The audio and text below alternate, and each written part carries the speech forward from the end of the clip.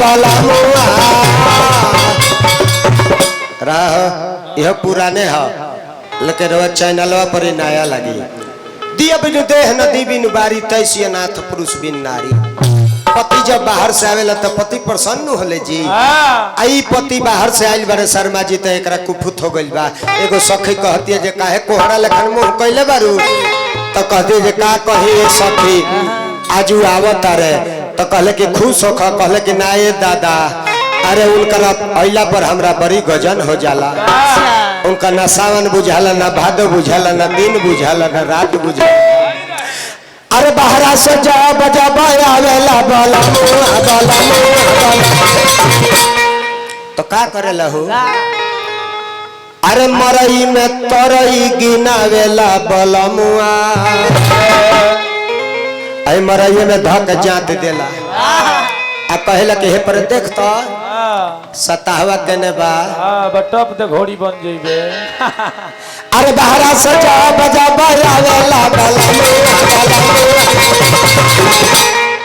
अरे तुम्हारी में खगरी आवेला बलमुआ मरई में तरई गिनावेला बलमुआ बाहरा से जा बजा आवेला बलमुआ बाहरा से जा बजा आवेला बलमुआ अरे मरई में तरई आवेला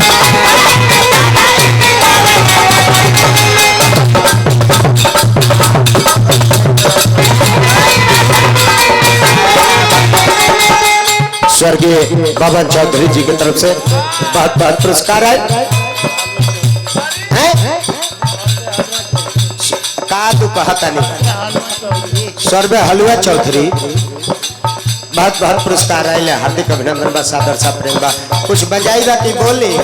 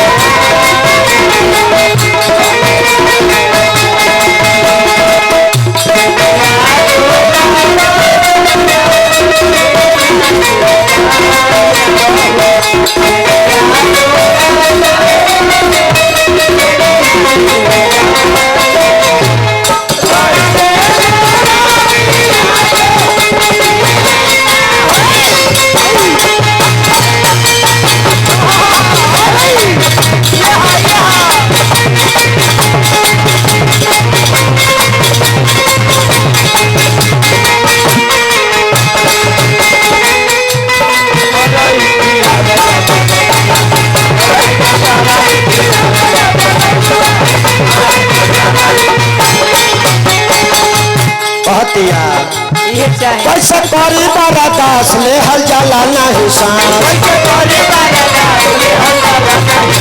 कैसे करी बारा दास ले हल जाला नहीं सांस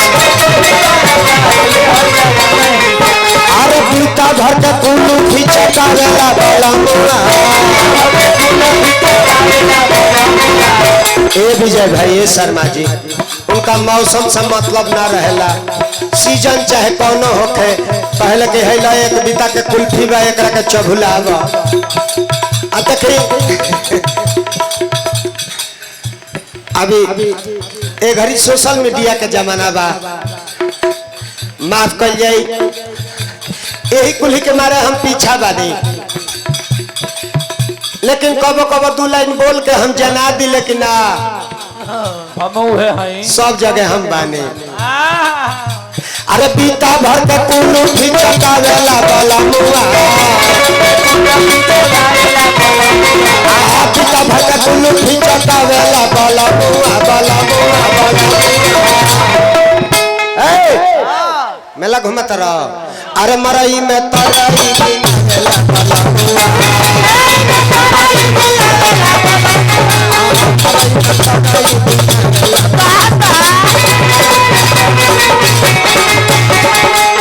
गीत पंचंद्रा के बा बजाई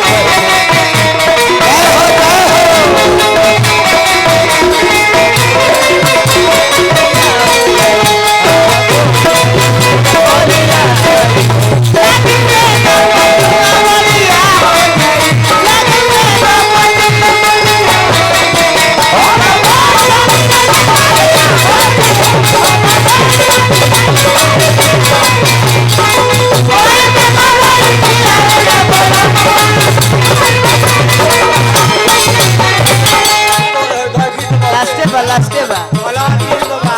कि बहुत जल्दी करे के जाके कर तो बर्बी ले जाके छोड़ दे अरे दोसर बात बतियाओ तनी सुनी